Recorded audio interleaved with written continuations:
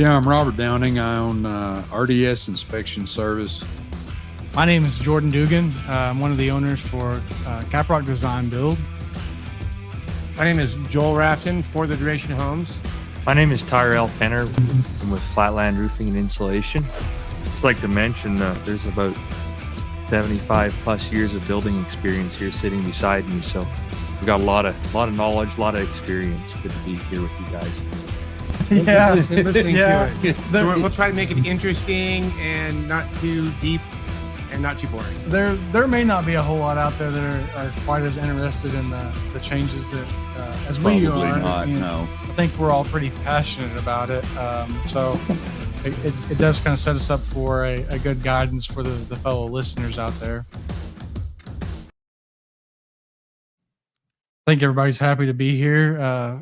There's a couple of things that we wanted to talk about today, and we're going to keep our first podcast kind of short on the topics. They're hot button items, and I think there's a lot to be said on the upcoming code changes, the city ordinances, the way that the building is going to change here in Amarillo, and that's some of the information we want to bring to you, help you out in the field, help you getting permits, kind of give some guidance and a real level personal conversation instead of just giving you a printout and saying, "Hey, good luck.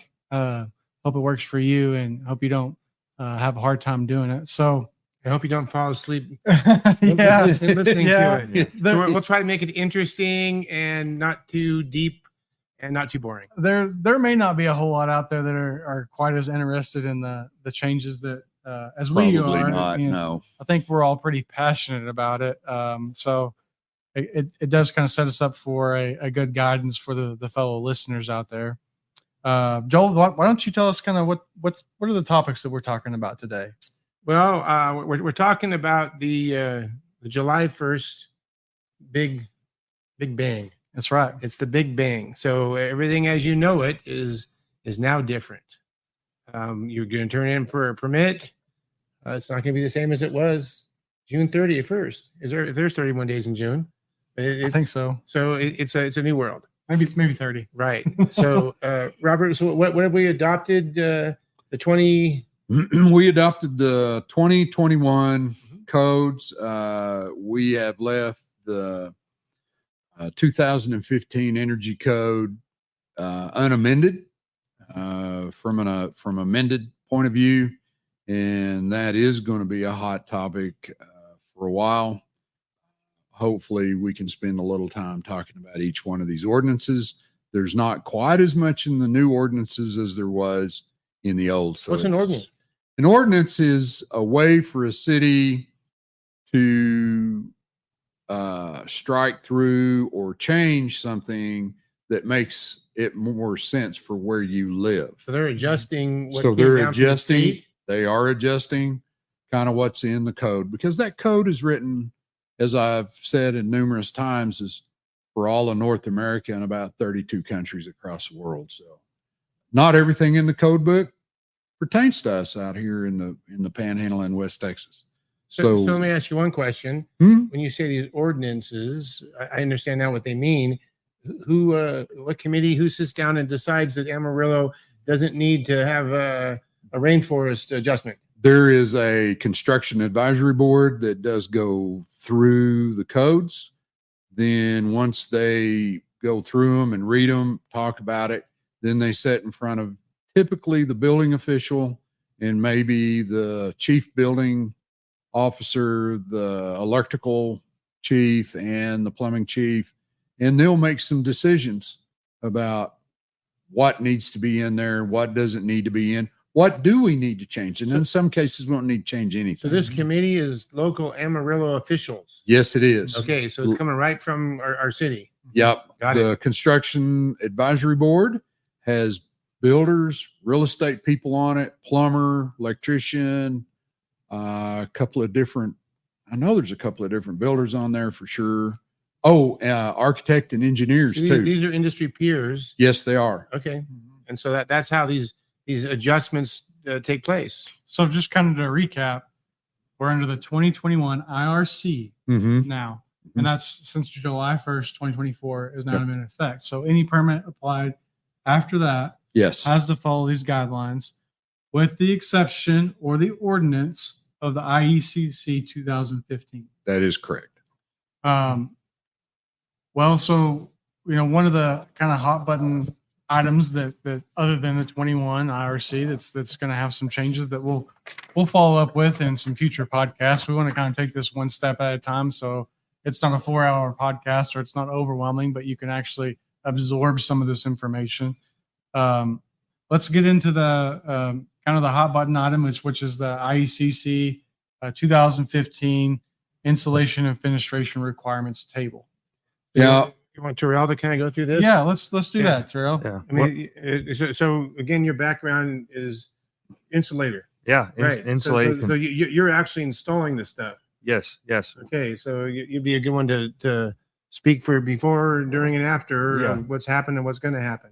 Yeah. I think first off, probably the most important thing to take note of is climate zone 4. You got to start with the very basics. When you go read the code book, the 2015 IECC, you're going to find a lot of information in those chapters that don't pertain to our area and don't pertain to That's a our good climate point. zone. So as we look at these charts, let's make sure that we're reading the correct line. In our case, it's climate zone 4, except marine they put on this one. A lot of what's been done in the past is going to be changing with the ways that we're going to meet these code requirements. And yeah, I think that, even though these numbers are going up, which in a lot of cases would pertain to, more expensive building, there's still lots of good ways to insulate our homes. And it's not for the builder. It's not a scary thing for the subcontractors, the insulation contractors. It's not something that makes it impossible to continue doing what we're doing. It just changes the way we go about it. I would agree with that. While we're on the subject, why don't you go ahead and read off a few of these numbers and kind of let us know where these basic prescriptive guidelines are for these insulation values, these U factors for fenestration. Do we have like a before and after shot, like where it says 49, June 31st? What was it? I don't have one printed out. Robert, you can probably help. Yeah, us you with probably that. can help us on that. No? Yeah, I can tell you what they are. That's for sure. Let's review that first. Yeah, Let's go where we're over- coming from and where we're going to, so they don't just freak out on a big jump. Yeah. Yeah. For the most part, one of the biggest places was the ceiling R value was put in at R40. And I believe the wall was left at R20, but they would accept an R15 in the cavity of the wall. So now we are back to how it's written, which is R49 in the attic and an R20 or a 13+5, which 13 is your interior cavity and your 5 is your exterior insulation. Have our fenestrations changed?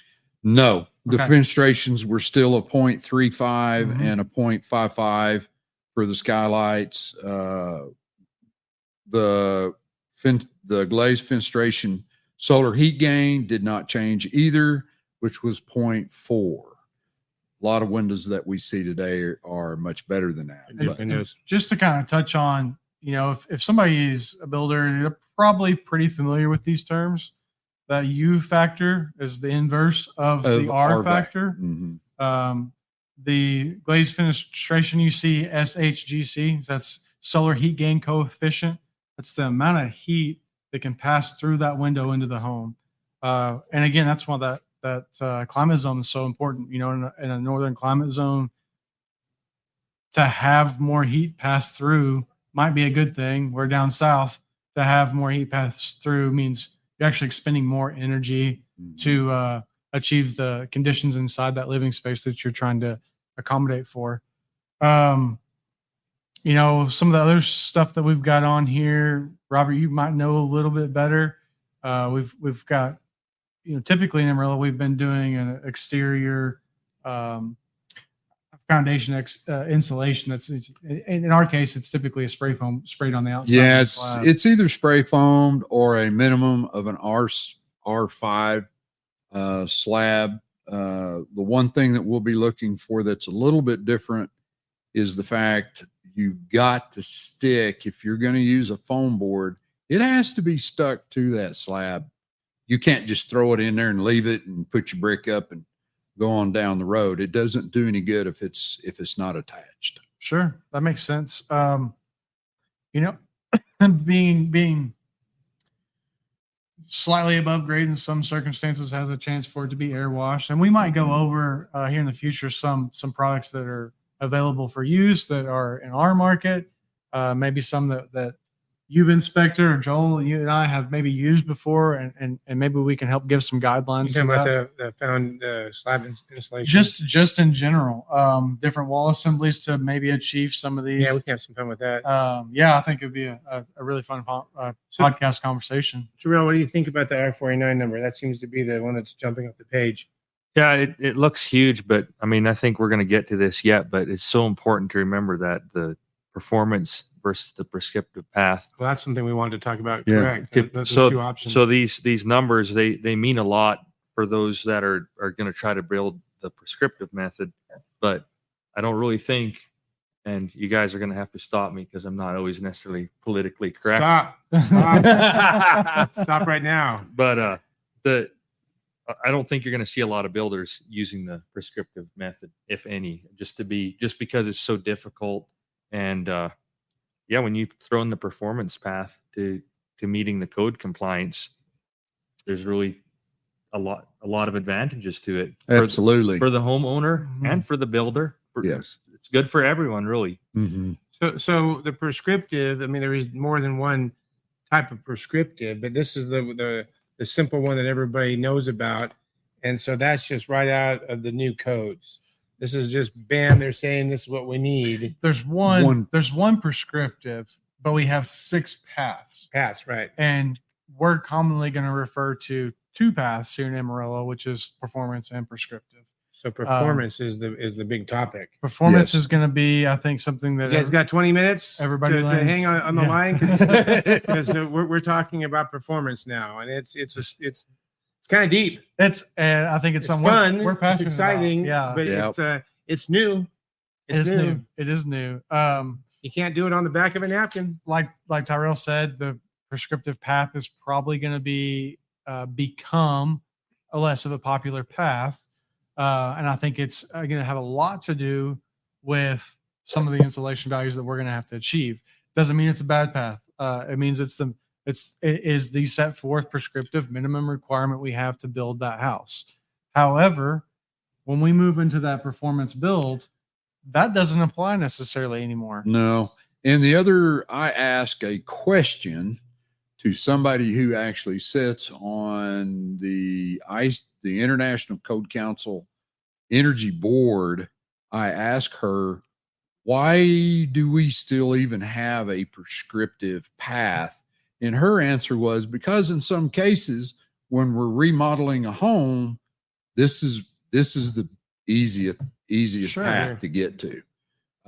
So I want to make that pretty clear too, is that prescriptive method, it's not going to go out the window on a remodel necessarily, unless it's a pretty large remodel. But if you're just redoing a bathroom or adding on a bedroom, that may be the best choice. That makes sense. So you're not having to necessarily get an energy model for that done. That is correct. You can put in a window that has a sticker that is approved with a 0.35 fenestration U factor, and then you would apply that insulation in that wall and pass code. Absolutely. So in a small remodel, it might be the most affordable way.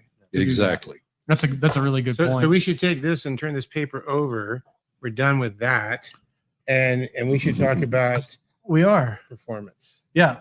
and what that means. I mean, you can take the word performance and you can add the word a la carte to it, and kind of have it's like going to the restaurant and there's plenty of options, but it's really hamburger and beans. It's no longer the combo meal. Yeah. Right. Yeah. So you want to talk about how that starts? Right from the energy auditor right through your options of assemblies, and this is all done on a program. What was the name of that program? It's Ecotrope. Is there 2 programs or 1 program? There's There's several. Is there Yeah. several programs? Yeah, but Ecotrope is the most the ones widely that the used. guys in our area are Mhm. using. Mhm. And when I say the guys, I mean there's a third party that you're involved with. It isn't Certified. Yeah, Yep. it's a energy auditor. Is that what they call themselves? Yes, that's exactly Yeah. what they call Energy themselves. auditor. And Yep. A Or lot- in some cases, in certain, and I only know this coming back from the bringing Passive House back into this, it is that same concept. A lot of times they're referred to as a designer, Mhm. but energy auditor is a common name. Mhm. And what they're going to do is you're going to have a conversation with them like you would an architect. You're literally designing the assemblies and the things that go into that house, a combination of things to meet a total score that approves you for that, basically for the permit to pass inspection. I Yeah, gotta that's- ask this question here quick, Yeah. just because I know the builders are going to be asking. Is this something that a builder can he be his own inspector? he Can cannot. Good No. question. Yeah, Yeah, cannot be. Right. this has to be third party. It's conflict of interest. Yeah. Yeah. And these third parties are certified through ResNet and Yep. through Energy Star And- as well, which is all operated by the Energy Protection And Agency. don't they? Isn't there a provider over above? Yes, there is. There's a eye in the sky. Yeah. Overseeing this energy auditor doing this work, and it has to be approved by yet another person.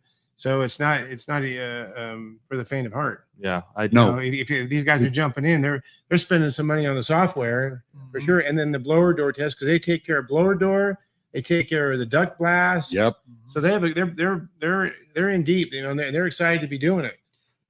They're right now, from what I understand, the expense is in the neighborhood of around $20,000 to $25,000 to become an energy auditor. Right. By the time you buy the blower door, duct blast, and some of the other little accessories Software, and the software that goes and with that it. fancy tape they use. Yeah, that can't be cheap. absolutely. It's That not can't be cheap. No.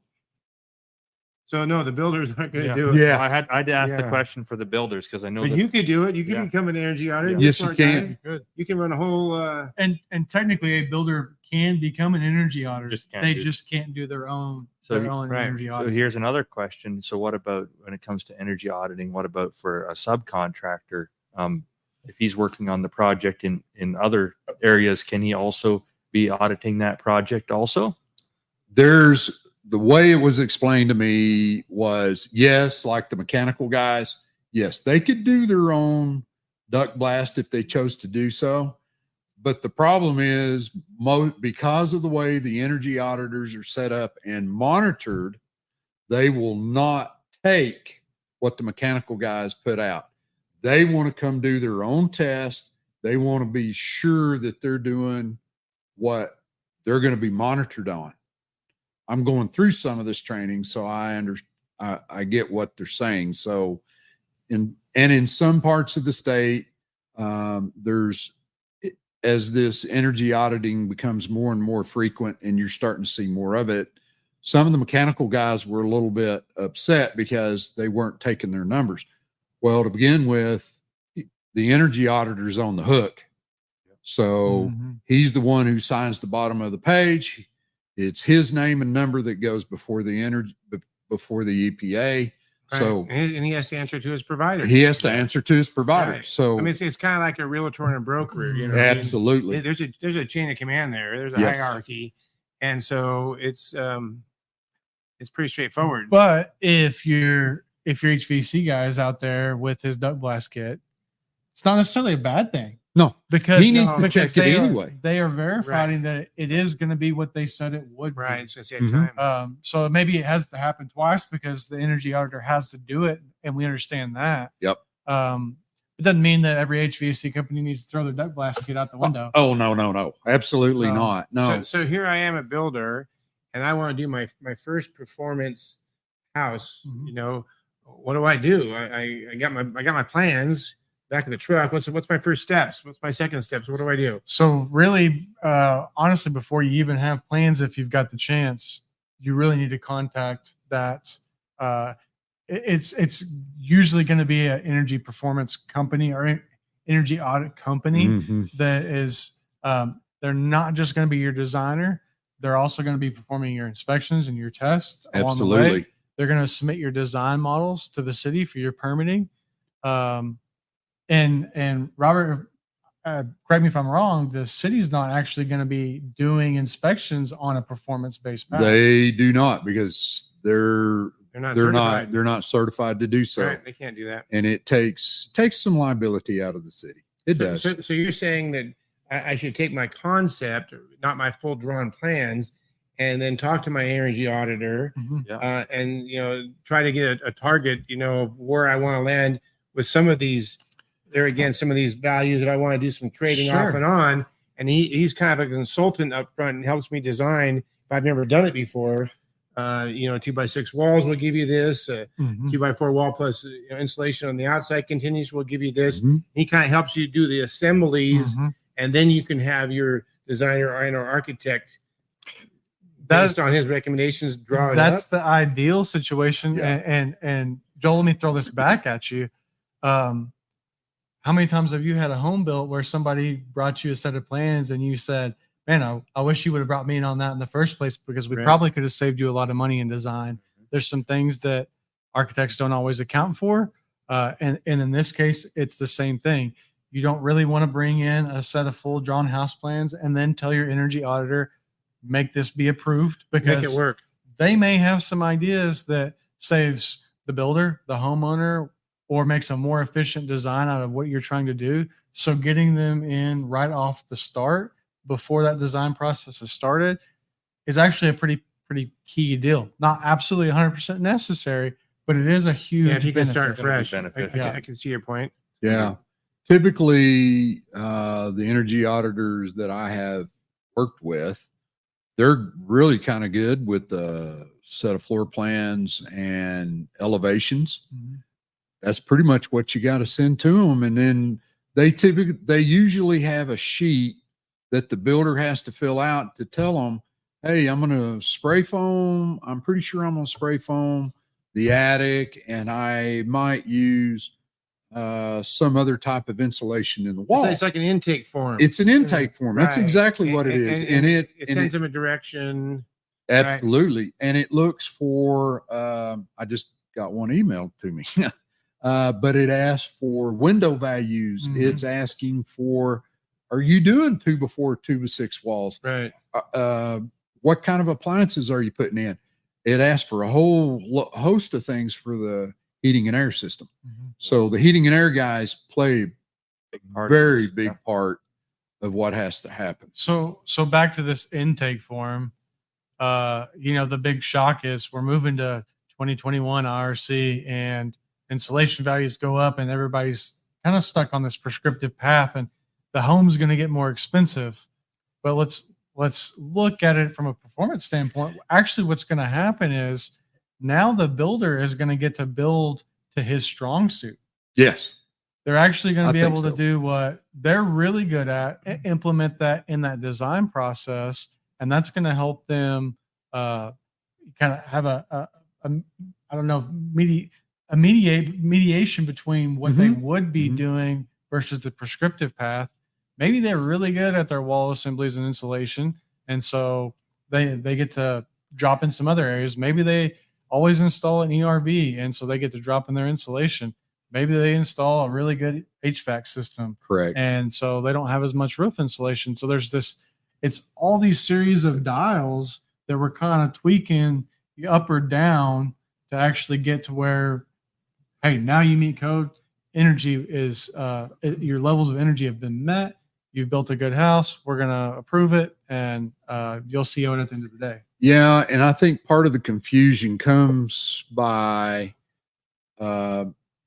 they're so ingrained on the prescriptive method that they don't understand that Energy Star or some of the other approved methods, they override all that. You just take the code book, throw it over on the floor, and you do what the Energy Star or ERI or whatever else. So the whole thing, I enjoyed doing this. That's the way I built, right?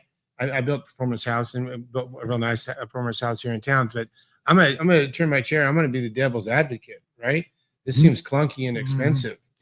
I all of a sudden you're asking me to turn 360 degrees here as a builder that has been building in this town for 20 years. Help me understand why I should do this. I mean, are you going to charge me a whole bunch more for this, or I mean, let's pick it apart a bit. So, sure, okay, maybe your installation does cost a little bit more. In one circumstance, if that's the performance path that you chose. In that situation, maybe you're getting a lower SEER HVAC unit that you're saving money on because you've spent more on insulation. Vice versa. Maybe you've spent more money on your HVAC and your insulation comes down, and at the end of the day, it's a wash. But so you think it can be a wash at the end of the day? That's great. That's great news. I think, well, and it sounds scary. It does sound scary. I put myself on the other side of the camera. I'm listening to you guys. Listen to myself, and all of a sudden I'm just realized this sounds scary. Well, and the other thing is, let's try to make it less scary. And Jordan kind of touched on it in the fact that with the Energy Star or some of the other methods that are around, it's all trade-off.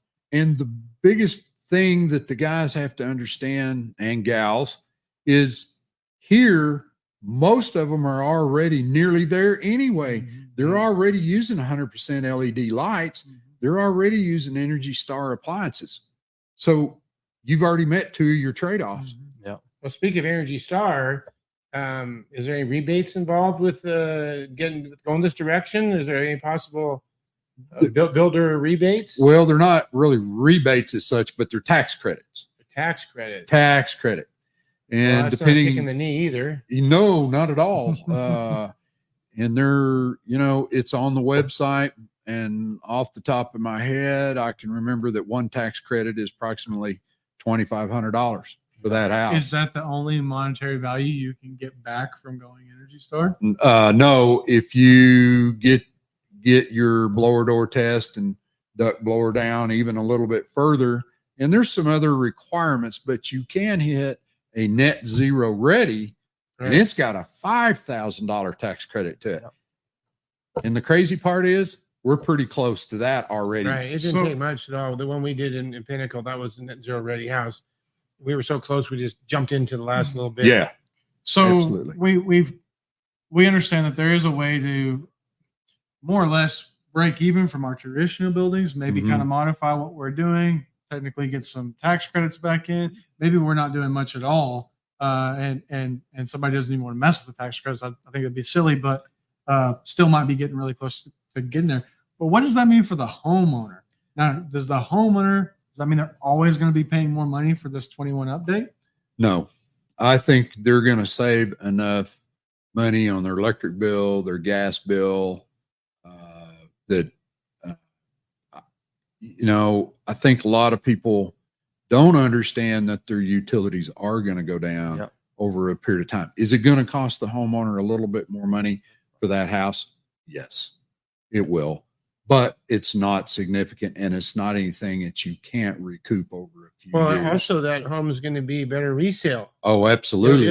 I don't know if they're going to get into it in this territory, but certifying homes, getting with the realtors, and that certification stays with the home. Yeah, the green addendum's what you're talking about now. Which is getting really popular in like Dallas, Austin area right now. Yeah, absolutely. So your home's the value of your home is going to stay. Yes. And we can't put a percentage on that here yet. No. It's not popular. But it's there. It hadn't become a thing.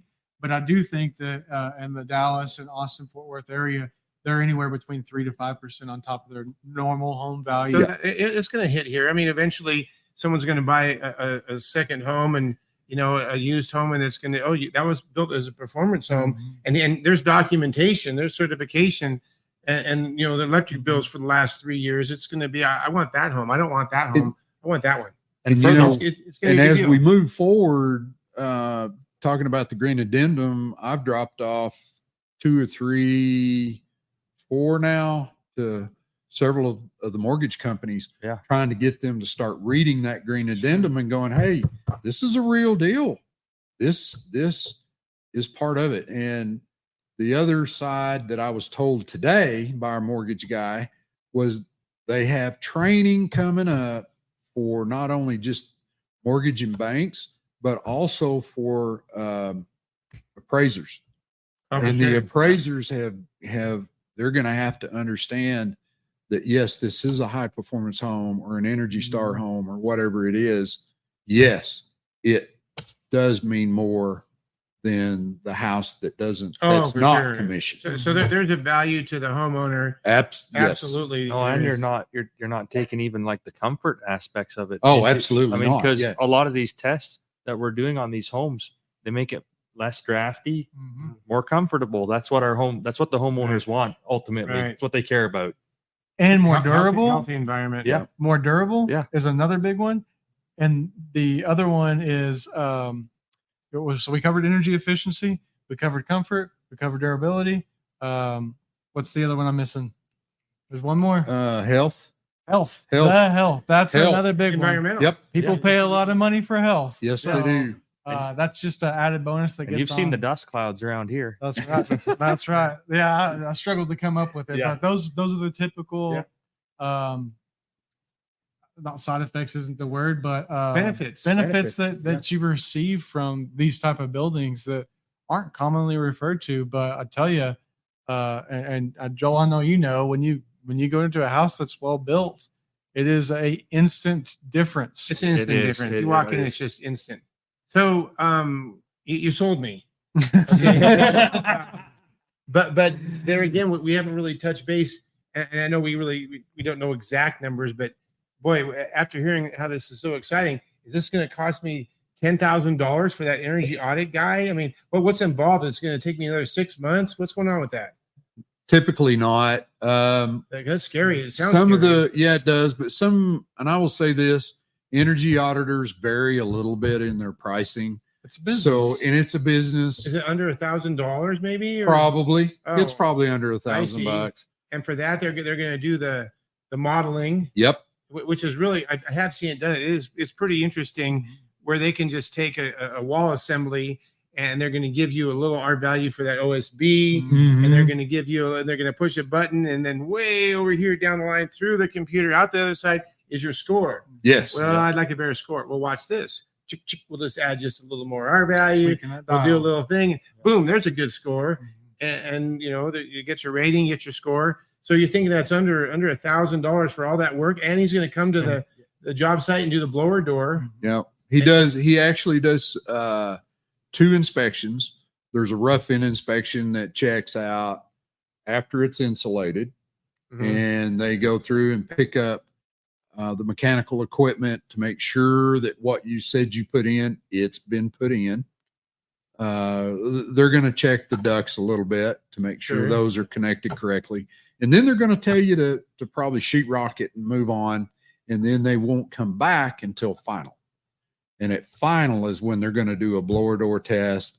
They're going to do Final the duct blast test. They're going to do the testing. So let's talk about those two things. Let's back up for 1 second, because I was thinking in my mind as we were going through that, since I just finished that one performance house, and we won't get into that at this podcast, but you're talking performance. Let's talk about later, maybe performance framing. Yes, sure. Extra studs, 16 studs in a 4-foot roll. Let's get rid of some of that, and maybe we'll talk about that subject, because in performance, that's a big deal. that's a big deal. It's huge. It's saving money. It's thermal bridging. I was just thinking that's a cool subject. Yeah, I think we could have a whole podcast on Advanced framing. Yeah, wall Yeah. assembly. Yeah, that'd be whole fun. wall R value. Air sealing. We'll get a whiteboard, and we can get back here with a. I think so. That'd be fun- it'd be fun and to do. We should. But- If we're doing it here, and we may change studios. We're obviously in our first one, and we're trying to make this something that's interesting for you and educational at the same time. But yeah, I think we've got a lot of really interesting. topics to And come. we're going to have some guests. Yeah, I've that's right. already Yeah, started that's working on a guest Well, list. someone's and, got to go. There's only 4 mics. Yeah, well, Yeah. these guys You're out will of be- here. We got a guest. These guys will probably zoom in for the most part. I see. Some of our listeners will know, some they won't know, but Right. most of the people that I've kind of mentioned to what we're doing, they've been in the building science side or they've been in the performance side Sure, that'd be for great to get some 20 other years people or on. longer. Sure. It's been going So on. a they're long time. experts. Oh, Yeah, I mean, building science been going coming on from for the 30 West years. Coast, it's been going on a long time over Yeah. that way. Yeah. Technically, building science has been going on for thousands. We've Right. just not Yeah. recognized it as called Building science. Yeah, it used to be newspaper in the wall. That was building science. Yeah, it was. Back in the Horsehair. 20s. Horsehair. Horsehair. Horsehair. Yeah. I used That to was love another doing old remodels, and first thing I would do is grab the newspaper. What year? Yeah. 1923. Ooh, cool. Yeah. You know, I mean, so that's building science. Yeah. So I don't think we have our very next topic already picked out. We've got a handful of hot ones to pick from, and I think will all be interesting. I think that's something that we're all passionate about. So hopefully we can guide you guys in the right direction. Something I did want to point out is we forgot to introduce our producer over here, Mr. Ben Hardesty. He's with regional manager. What's the territory Why don't you walk manager? around the back here and introduce yourself? Yeah, come on and get a face to that. Yep. I know everybody knows you in the association anyway, Right. but we're really grateful for There's our man. Ben. He's also the chairman for the education committee. He's done a good job. We're really excited to bring this content to you. We think it's an effective way to do it. It's a fun way to do it. We hope you're interested, and you'll stick with us on future episodes. But so the takeaway: don't be afraid of performance building. Absolutely Do not. not be afraid of it.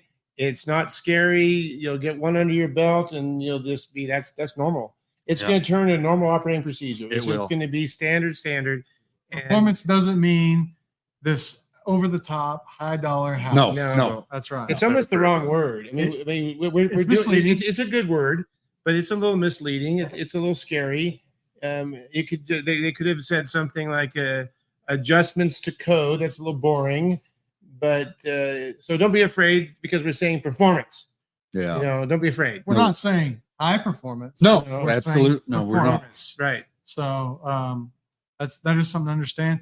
I think as far as the Builder Association, we get together. We're all of us are very involved in that. We'd be happy to talk about it with anybody that comes.